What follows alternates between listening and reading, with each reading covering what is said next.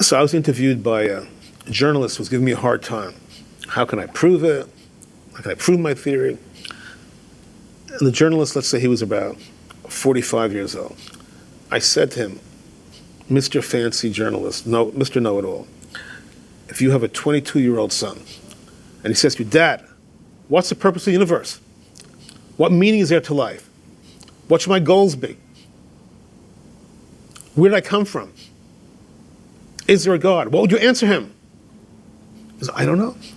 I say, you make $150,000 a year, and you don't have any answer to any of these questions, and you're challenging my theory, which handles every last one of these questions with one term. With one term, potential. I lance all these issues. It doesn't mean it gives complete answers to all these issues, but it gives a starting point hypothesis for all these issues. What's the purpose of the universe? To achieve its maximal potential. What's your son's mandate? To reach his potential. What drives the universe? Potential. What was the original core of the cosmic order? Remember the wraparound cosmic order? Pure potential. With one term, I lance all these issues. It doesn't mean I'm definitely right, but as I remember from 6th or 7th grade math, if you had a solution which lanced a few problems simultaneously in math, you all knew at the end of the class the teacher would say that's the correct solution. If you have a solution which seems to lance several problems simultaneously, here you lance 2-3 dozen issues simultaneously with one expletive word. One word. Not a whole, not even a sentence. Not a paragraph, not a book, not a treatise. One word. You lance all these issues which have vexed mankind since the dawn of civilization, roughly 7,000 years ago in China. Pre-Summa, pre-potentialism theory, like BP, not BC, BP, before potentialism, there was no working hypothesis. The only working hypothesis was that there is no working hypothesis. It's all random. The hypothesis was that there's no hypothesis. Good morning. It's unbelievable. So we all need a gestalt or a way of life, a path to roughly guide us. We want to take the most viable, probably correct path. We don't want to take a nonsense path. So, which is better, a probably viable, correct path, potential theory, or a path of no path? Randomness is basically a theory of no theory. Our theory is that there's no theory. You know, there are no treatises on randomness. You know why? There's nothing to say. It's a shadow. You shadow box. They only make an appearance to defame people, not on the merits. They'll trash Nagel on tangential issues. There's a personality on the political stage now. His main theme is to trash other people. That's mainly what he has to say. It gets resonance. When you trash others, you get resonance. But at the end of the day, what do you have? Randomness atheism, its main deal is to trash other people, other theories. It has no theory itself. It has no website, has no book, no treatise. It's very good at giving awards to each other, which I told you. They're very good at that, you know. And the committee will be stacked, and the nominees will be stacked. And I say this out of frustration that they have choked academic debate, and to this date they try to choke it. The theory is on its deathbed, but we're watching like it's a sinking ship. But the sooner it sinks completely, the better for all of us. So unfettered debate can take place. Now, again, this hypothesis, but the hypothesis has withstood 25, 30 years of challenge. This hypothesis has been around since Summa 1, 1988. There's not one torpedo has been, effectively launched into it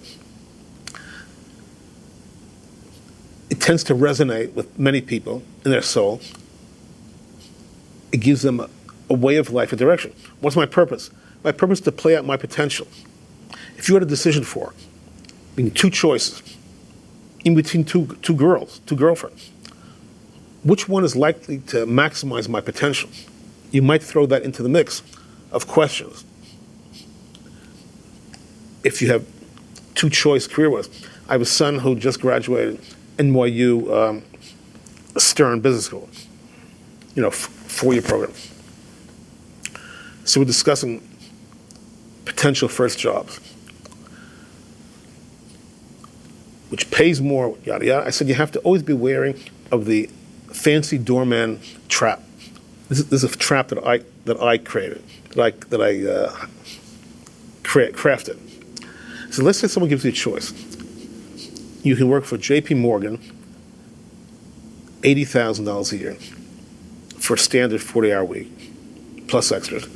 Or you can pay $1 million a year as a doorman of a building on 59th Street for the rest of your life. You can't spend the money. You make $1 million a year, and you'll be secure. If you have those two choices, which do you take? $80,000 to start, or $1 million a year guaranteed to be the doorman? That's basically what we're talking about. Do we take a life of bliss, the doorman, even gilded bliss, or the life of challenge? And always be wary of the doorman trap. Be very wary of the doorman trap, of positions or forks in the road with no growth. Because we know what the ultimate doorman scenario is. You live your life in a casket. There's no pain, there's no growth. Life is the opposite of the $1 million a year doorman. It's not, it's far from smooth. Often it's horrendous. Sometimes it's pretty good. And even when it's pretty good, there are often issues, whether or not the people articulate them. But it's a life of growth and challenge. And that's our universe, that's our cosmic order. It's growth, challenge. And we advance. To the extent that you advance, we'll advance. And remember, if I'm correct that it's one big feedback entity, then all your emotion, everything that you've learned, is being fed into the central processing consciousness. Now, yes, Seth Lloyd wrote Programming the Universe. The universe is a quantum computer. Especially like not all men are created equal, but all computers are not created equal. Lloyd has his quantum computer. IBM has its mechanical computer. We have to be wary of a mechanistic conceptualization of the cosmic order as a computer. It might be computing everything. It might be the ultimate supercomputational entity. But it would be a mistake to say that it's just an advanced hyper supercomputer, a drastic mistake. Whatever it is, it's nothing we can conceive of in that zone. It may be assimilating all the data. But remember, according to the hypothesis, we're all part of it. It's more organic than mechanical, but it's not classic organic. That's for sure. And a crucial point here is that Q4P, Quest Potential, is itself seeking to expand its own consciousness and its own awareness. I know I've said it, but I want to reiterate it. And its only vehicle may be through the entities it instigates. Meaning Q4P itself is abstract. You are physical. It needs your physicality to, on some level, increase its own awareness. On its own, it does not have that capability. You think you're a small piece in the puzzle, inconsequential. Wrong. You're crucial to the puzzle. To whatever extent you increase your consciousness awareness, you're enhancing the entire cumulative consciousness of the entire universe. That's the hypothesis. A lot of this is radical. it attempts a major disruption in conventional thought. Thank God it does not disrupt conventional religiosity, because it finesses it, but a person can well be a religious class, a religious person, and this theory will only help it. Thank God it doesn't undermine spirituality. Reverse, it gives a nice understanding of what people have sort of been feeling, but could not quite get their arms around. And thank God it does not challenge any component of science at all. At the same token, it uplifts, it unifies everybody, because we're all part of it. We're all part of one great cosmic adventure, advancing, rocking and rolling, with all the trauma involved. So this is proposed hypothesis. You have the floor. Yeah, one of the things I'd like to say, is the difference is randomness. It gives not answers.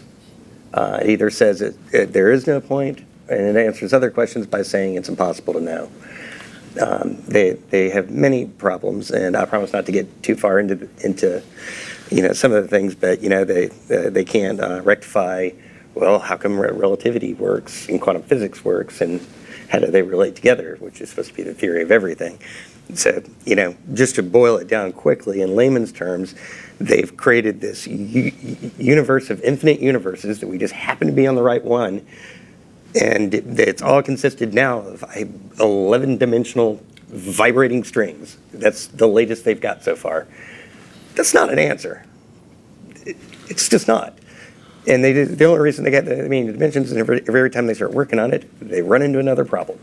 It's still not functioning. And you got, in comparison, you have potential.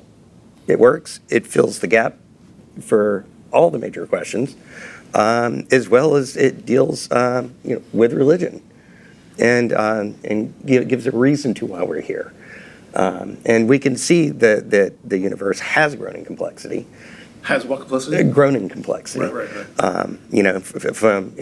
From atoms to molecules to eventually plants, then animals, then people. And with it, we have these profound changes where we see something that never existed before. Meaning? First we had, the last one would be thought. We had animals that could think and they could hunt effectively. Humans got reason.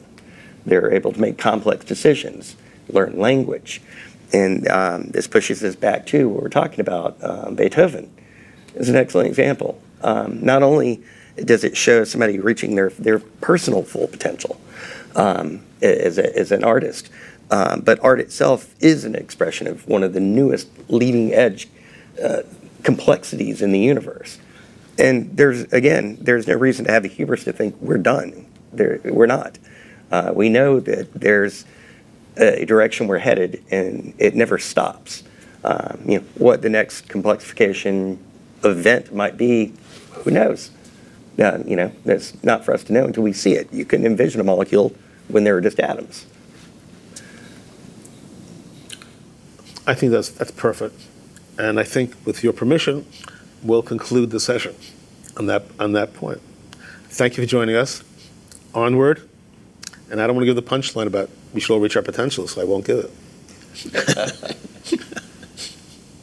Thank you so much.